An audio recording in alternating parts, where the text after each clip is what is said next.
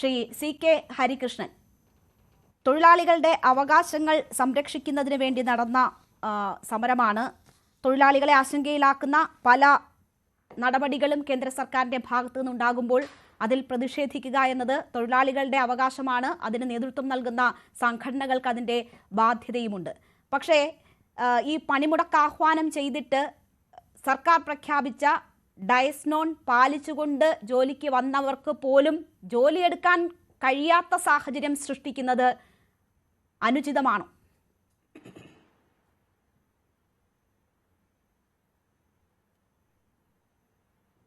അല്ല, അതിനു മുമ്പ് പറയട്ടെ, കേരളത്തിൽ മാത്രമല്ല ബന്ദിന്റെ ഒരു പ്രതീതി ഉണ്ടായത്.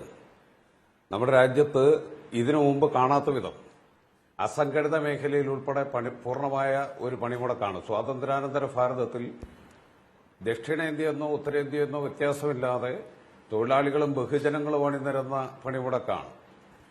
ബീഹാർ, ഒഡീഷ, ആസാം ഉൾപ്പെടെയുള്ള സംസ്ഥാനങ്ങളിൽ ബന്ദിന് സമാനമായ നിലയിൽ ജനങ്ങൾ ഒറ്റക്കെട്ടായി അണിനിരന്നുവെങ്കിൽ തൊഴിലാളി എന്ന നിർവചനം പോലും ഇല്ലാതാക്കുന്ന നിലയിലേക്ക് 4 ലേബർ കോഡുകൾ കേന്ദ്ര ഗവൺമെന്റ് അടിച്ചേൽപ്പിക്കുന്നതിനാവശ്യമായ സമീപനം തൊഴിലാളിക്ക് ജനാധിപത്യപരമായി സംഘടിക്കാനും അവരുടെ അവകാശങ്ങൾ ചോദിക്കാനും ഉള്ള സാഹചര്യം പോലും ഇല്ലാത്തതിനെതിരെ, അതോടൊപ്പം തന്നെ തൊഴിലാളി സംഘടനകളില്ലാത്ത സമൂഹം കോർപ്പറേറ്റുകൾക്ക് വേണ്ടി തൊഴിലാളികളെ അടിമസമാനമായ അവസ്ഥയിലേക്ക് തള്ളിവീടുന്നതിനെതിരെ ഉജ്ജ്വലമായ പ്രതിഷേധത്തിനാണ് ഇന്ന് രാജ്യം സാക്ഷ്യം വഹിച്ചത്.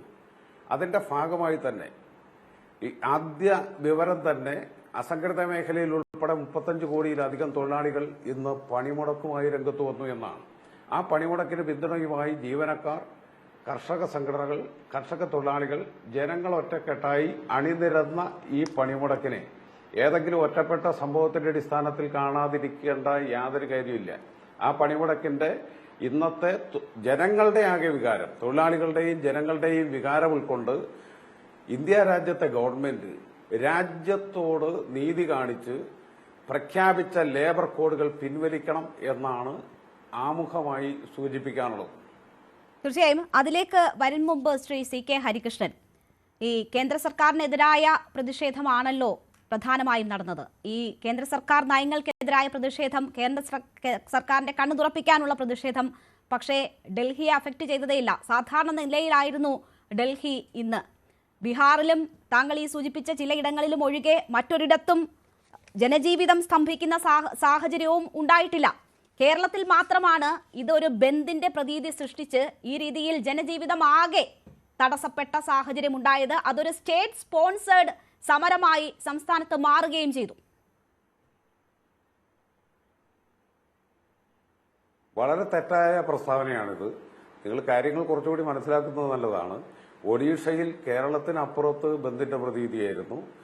അതുപോലെ തന്നെ ബീഹാറിൽ, ഞാൻ സൂചിപ്പിച്ച ആസാമിൽ വലിയ തോതിൽ പോലീസ് ഇടപെട്ടിട്ടും പശ്ചിമ ബംഗാളിലെ റോഡ് ട്രാൻസ്പോർട്ട് കോർപ്പറേഷനിൽ, അതുപോലെ തന്നെ താങ്കൾ ഈ സൂചിപ്പിക്കുന്ന ഇടങ്ങളിലൊക്കെ ചില ഭാഗങ്ങളിൽ വ്യവസായശാലകൾ കേന്ദ്രീകരിച്ച് സമരങ്ങൾ ഉണ്ടായി എന്നത് വസ്തുതയാണ്. കേരളത്തെ പോലെ ഇടതുപക്ഷം ഭരിക്കുന്ന ഏക സംസ്ഥാനമാണല്ലോ കേരളം, CPM ഭരിക്കുന്ന ഏക സംസ്ഥാനമാണല്ലോ കേരളം. അവിടെ സ്റ്റേറ്റ് സ്പോൺസേഡ് ബന്ദ് എന്ന നിലയിൽ അനുഭവപ്പെട്ടതുപോലെ രാജ്യത്തൊരിടത്തും ഈ പണിമുടക്ക് അനുഭവപ്പെട്ടിട്ടില്ല.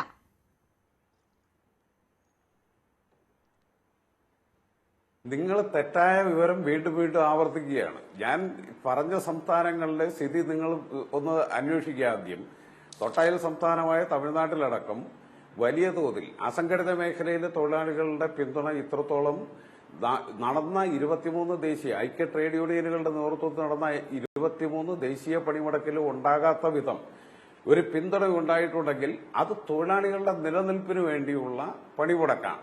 ആപേക്ഷികമായി കേരളത്തിനകത്ത് കൂടുതലാണ് എന്ന് പറഞ്ഞു കഴിഞ്ഞാൽ നമുക്ക് അംഗീകരിക്കാം. ഈ പണിമുടക്കിൽ മാത്രമല്ല, ഏതൊരു പണിമുടക്കിലും അതുണ്ടാകാറുണ്ട്. മാത്രവുമല്ല, കഴിഞ്ഞ കാലങ്ങളിൽ നിന്ന് വ്യത്യസ്തമായി കുറച്ചുകൂടി സമയം ഈ പണിമുടക്കുമായി ബന്ധപ്പെട്ട് അതിന്റെ മുദ്രാവാക്യങ്ങൾ ജനങ്ങളിൽ എത്തിക്കുന്നതിന് വേണ്ടിയുള്ള സമയം ഞങ്ങൾ ഉപയോഗപ്പെടുത്തിയിട്ടുണ്ട്. മെയ് മാസം 20-ാം തീയതിയാണ് ഈ ദേശീയ പണിമുടക്ക് പ്രഖ്യാപിച്ചിരുന്നത്. എന്നാൽ അതിർത്തിയിലുണ്ടായ സംഘർഷം, രാജ്യത്തിന്റെ താൽപര്യം, ഇതെല്ലാം കണക്കിലെടുത്താണ് ജൂലൈ 9-ാം തീയതിയിലേക്ക് മാറ്റിയിട്ടുള്ളത്. ഇതിന്റെ ഭാഗമായി നടന്ന പ്രചരണ ജാഥകളിലടക്കം വലിയ തോതിലുള്ള പിന്തുണ.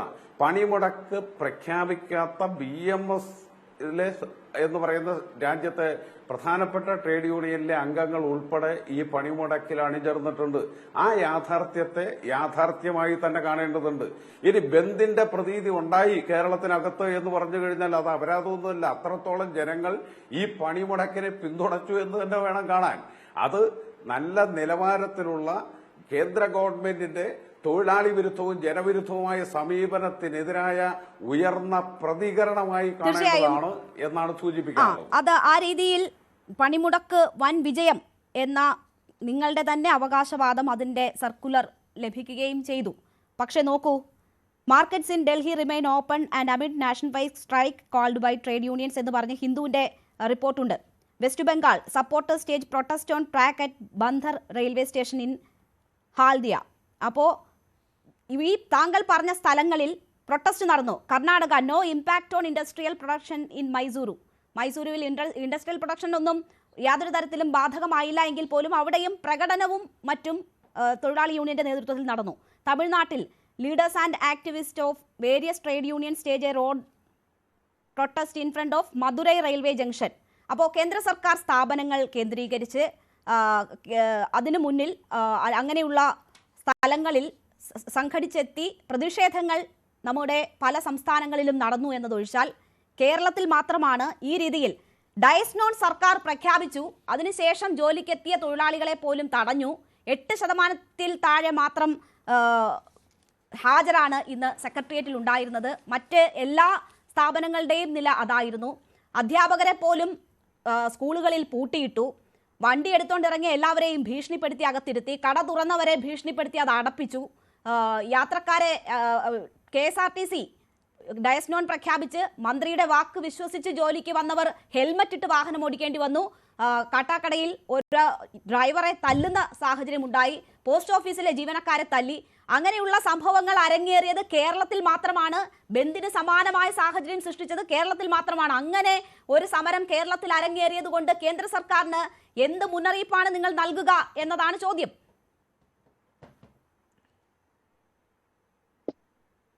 നിങ്ങൾ വീണ്ടും തെറ്റായ വിവരം ആവർത്തിച്ചുകൊണ്ടിരിക്കുകയാണ്. ഞങ്ങൾ തടയാൻ തീരുമാനിച്ചു കഴിഞ്ഞാൽ 8% ജീവനക്കാർ ജോലിക്ക് കയറുമോ? ഞങ്ങൾ തടയാൻ തീരുമാനിച്ചു കഴിഞ്ഞാൽ ഒരു ജീവനക്കാരനും ജോലിക്ക് കയറില്ല.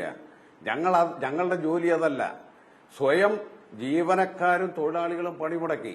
നിങ്ങൾ സൂചിപ്പിച്ച റെയിൽവേ സ്റ്റേഷനിലേക്ക് തൊഴിലാളികൾ മാർച്ച് ചെയ്തത് പണിമുടക്കിയിട്ടാണ്. മൈസൂരുവിൽ ആരെയും തടഞ്ഞിട്ടേ ഇല്ല എന്നുള്ളതാണ് അവകാശവാദം. സംഭവങ്ങൾ എല്ലാ സന്ദർഭത്തിലും ഉണ്ടാവാറുണ്ടല്ലോ. നിങ്ങൾ എന്തിനാണ് ഇത്രമാത്രം വേവലാതിപ്പെടുന്നത്? ഏതെങ്കിലും ഞങ്ങൾ ജോലിക്ക് കയറുന്നവരോട് ഈ പണിമുടക്കിന്റെ പ്രാധാന്യം പറയും.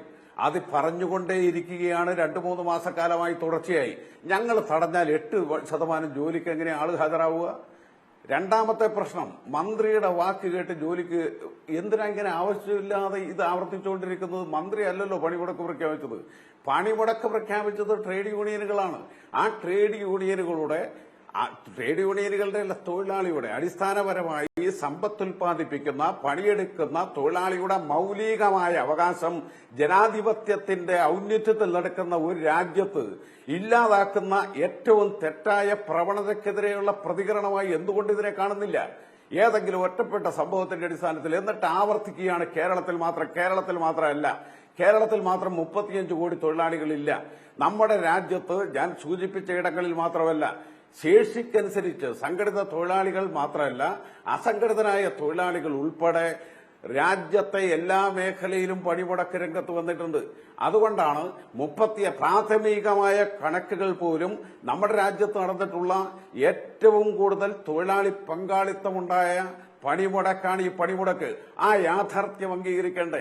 എന്താണ് ഇപ്പോ നമ്മുടെ രാജ്യത്ത് നടന്നുകൊണ്ടിരിക്കുന്നത്? നിങ്ങൾ ഏതെങ്കിലും ഒറ്റ ഹെൽമെറ്റ് ഇട്ട് വണ്ടി ഓടിച്ചു, ഹെൽമെറ്റ് ഇട്ട് വണ്ടി ഓടിക്കാതെ വണ്ടി ഓടിയിട്ടില്ലേ? ഞാൻ പറഞ്ഞു കഴിഞ്ഞോട്ടെ.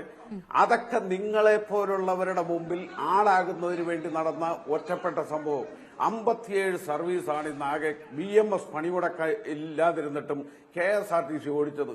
ഞങ്ങൾ ഇന്നലെ തന്നെ പറഞ്ഞില്ലേ, ട്രാൻസ്പോർട്ട് തൊഴിലാളികൾ പണിമുടക്കും, അതുപോലെ തന്നെ മറ്റ് മേഖലയിൽ പണിയെടുക്കുന്നവർ പണിമുടക്കും. അവരുടെ പണിമുടക്കാവകാശം മാത്രമല്ല, ഒന്ന് പ്രകടനം നടത്തിയാൽ ആൾക്കൂട്ട ക്രിമിനലുകളായി തൊഴിലാളിയെ പിടിച്ചകത്തിടാനുള്ള ഭാരതീയ ന്യായ സംഹിതയുടെ 111 സെക്ഷൻ ഉൾപ്പെടെ ഇന്ത്യ രാജ്യത്ത് അടിച്ചേൽപ്പിക്കുന്നതിനെതിരെ നിവർന്നു നിന്നുള്ള പ്രതികരണമാണ്. രണ്ടാമത്തെ പ്രശ്നം ഞാൻ മറുഭാഗത്തൊന്ന് കണ്ടുകൊട്ടെ. ഈ കേരളത്തിലെ നമ്മുടെ ഒരു സഹോദരിയല്ലേ അന്ന സെബാസ്റ്റ്യൻ, ഒരു കോർപ്പറേറ്റ് സ്ഥാപനത്തിൽ പണിയെടുപ്പിച്ച് അവർ രക്തസാക്ഷിത്വം വരിച്ചില്ലേ? എന്ത് അതേക്കുറിച്ച് ഏതെങ്കിലും ഒരു ഒറ്റപ്പെട്ട സംഭവം വലിയ താങ്കൾ ഈ പറയുന്ന തൊഴിലവകാശങ്ങൾ ഹനിക്കുന്ന തരത്തിലുള്ള ഇടപെടലുകൾ ചോദ്യം ചെയ്യപ്പെടുക തന്നെ വേണം. അതിനകത്ത് ഒരു സംശയവും എനിക്കില്ല. അല്ലെങ്കിൽ ഈ സമര മാർഗത്തെ എതിർക്കുന്നവർക്ക് പോലും അങ്ങനെ ഉണ്ടോ എന്ന് എനിക്കറിയില്ല. പക്ഷെ എനിക്ക് എന്തായാലും അത്തരമൊരു അഭിപ്രായമില്ല. താങ്കൾ ഇപ്പോൾ ദൃശ്യങ്ങൾ കാണാൻ പറ്റുമോ എന്ന് എനിക്കറിയില്ല. ഇടുക്കി അടിമാലിയിൽ ഒരു സർക്കാർ ജീവനക്കാരന് മർദ്ദനമേറ്റതിന്റെ ദൃശ്യങ്ങളാണ് നമ്മൾ കാണുന്നത്. അതെ, താങ്കൾ ഇതൊന്ന് ശ്രദ്ധിക്കൂ. Mullaperiyar new dam investigation sub division ഓഫീസിൽ നടക്കുന്ന ഒരു സംഭവത്തിന്റെ ദൃശ്യമാണ് ഈ സൈഡിൽ കാണുന്നത്. അടിമാലി വടക്കേക്കര സ്വദേശി വിഷ്ണുവിനെ സംഘം ചേർന്ന് മർദ്ദിക്കുകയാണ് ആളുകൾ. എന്തുകൊണ്ടാണ്? പണിമുടക്ക് ദിനത്തില് ജോലിക്ക് വന്നതാണ്. CPM പ്രവർത്തകർ സംഘം ചേർന്ന് മർദ്ദിക്കുകയാണ്. അപ്പോൾ എന്താവശ്യങ്ങൾ ഉന്നയിച്ചും സമരം ചെയ്യുമ്പോൾ ഒരാൾക്ക് ജോലി ചെയ്യാനും അവകാശമുണ്ടല്ലോ, അയാൾക്ക് ജോലി ചെയ്യാൻ കഴിയണമല്ലോ. അങ്ങനെ ജോലിക്ക് വരുന്ന ഒരാളെ ഈ രീതിയിൽ കായികമായി നേരിടാൻ പാടുണ്ടോ?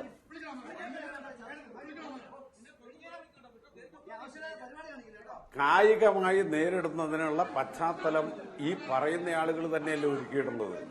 57 KSRTC വണ്ടി ഓടി, ഒരാൾ മാത്രം ഹെൽമെറ്റ് ധരിച്ച് ഓടാൻ കാരണം എന്താ? അവിടെ എന്തെങ്കിലും പ്രത്യേകിച്ച് സാഹചര്യമല്ലോ ഉണ്ടായിരുന്നു? അപ്പോ ഞാൻ പറയുന്നത് സാഹചര്യം ഉണ്ടാകുമോ എന്ന് ഭയന്നാണ്. അദ്ദേഹം വളരെ വ്യക്തമായിട്ട് പറഞ്ഞല്ലോ, ആ യാത്ര പോലും പാതി വഴിയിൽ തടയപ്പെട്ടു. ഒരു വാഹനത്തിന്റെ ചില്ല് പൊട്ടിയാൽ ആദ്യം അത് ഹത്യ ചെയ്യുന്നത് ആ ഡ്രൈവറെ ആയിരിക്കും. കണ്ണിലോ മറ്റോ ചില്ല് തറയ്ക്കുമോ എന്ന് പേടിച്ചാണ് അത് ചെയ്തതെന്ന് അദ്ദേഹം തന്നെ അത് വിശദീകരിച്ചു. നിങ്ങളുടെ വാദം 100% പെശകാണ്. കാരണം എന്താണെന്ന് വെച്ച് കഴിഞ്ഞാൽ വ്യാപകമായി കല്ലേറുണ്ടാക്കാനോ ആരെങ്കിലും വരുന്നവരെ ഉപദ്രവിക്കുന്നതിന് വേണ്ടിയോ ഞങ്ങളാരും ആഹ്വാനം ചെയ്തിട്ടില്ല. എന്നാൽ തൊഴിലാളി സംഘടനകൾ പണിമുടക്കുമ്പോൾ ആ പണിമുടക്കിൻ ആരും പങ്കെടുക്കേണ്ടതില്ല എന്ന് തീരുമാനിച്ചാൽ ഒരു ബസ് ഓടില്ല കേരളത്തിനകത്ത്. 8% ജീവനക്കാർ ജോലിക്ക് കയറില്ല. അതല്ല ഈ പണിമുടക്കിന്റെ ലക്ഷ്യം. എവിടെയെങ്കിലും 1-2 പേർ ജോലിക്ക് കയറി എന്നുള്ളത് കൊണ്ട് ഈ പണിമുടക്കിൽ ഉന്നയിക്കുന്ന മുദ്രാവാക്യത്തിന്റെ പ്രസക്തി കുറയുന്നില്ല. പ്രശ്നം അതല്ലല്ലോ. ഈ തൊഴിലാളി നാളെ ഉണ്ടാവുമോ എന്നുള്ളതല്ലേ. ഇവിടെ ഇന്ന് വലിയ വാശിയോടുകൂടി വെല്ലുവിളിച്ച് രംഗത്ത് വന്ന് ആകെ ഏതെങ്കിലും തരത്തിൽ വാർത്ത സൃഷ്ടിക്കുന്നതിനുള്ള ഇടപെടൽ നടത്തിയ ആളുകൾ ഉൾപ്പെടെ നമ്മുടെ രാജ്യത്ത് സ്ഥിരം തൊഴിൽ അപ്രത്യക്ഷമാകുന്ന സാഹചര്യത്തെക്കുറിച്ച് ബോധവാനാണോ? 10 ലക്ഷത്തോളം ഒഴിവുകൾ ഈ രാജ്യത്ത് നികത്താതെ കിടക്കുകയല്ലേ. സ്ഥിരം തൊഴിലില്ലാതെ താൽക്കാലിക തൊഴിൽ, കരാർ തൊഴിൽ, അപ്രന്റീസുകൾ എന്നീ നിലയിൽ നമ്മുടെ രാജ്യത്തെ തൊഴിലാളികളെ ഒന്നാകെ കോർപ്പറേറ്റുകൾ കടിമാസമാനമായ ജോലി ചെയ്യിക്കുന്നതിനാവശ്യമായ നിയമനിർമ്മാണവും അതോടൊപ്പം തന്നെ അവന്റെ ജനാധിപത്യപരമായി സംഘടിക്കാനും സമരം ചെയ്യാനുമുള്ള അവകാശത്തിനെതിരായ ആ പ്രതികരണത്തിന്റെ ശോഭ കെടുത്തുന്നതിന് വേണ്ടി ഏതെങ്കിലും ഒറ്റപ്പെട്ട സംഭവത്തെ കണ്ടുകഴിഞ്ഞാൽ ഞങ്ങൾ കണ്ടില്ലെന്ന് അടിക്കുകയല്ലാതെ വേറെ മാർഗമൊന്നുമില്ല. ഒരിടത്തും അത്തരത്തിൽ ആഹ്വാനം ചെയ്തിട്ടില്ല ഈ രാജ്യത്തെ ട്രേഡ് യൂണിയനുകൾ. അത് ഞങ്ങളുടെ ജോലിയല്ല. ശരി, പക്ഷേ കേരളത്തിൽ അനുഭവപ്പെട്ടത് അതാണ്. ഞാൻ നേരത്തെ സൂചിപ്പിച്ചതുപോലെ ജോലിക്ക് വന്നവരെല്ലാം സമരത്തിന്റെ കയ്പ് രുചിച്ചാണ് ഇന്ന് മടങ്ങിയത്. അതൊരു മുന്നറിയിപ്പ് കൂടിയാണ്. കേരളം പലതവണ കണ്ടതാണ്. ഇന്നും അതിന്റെ ആവർത്തനം തന്നെയാണ് ഉണ്ടായത്.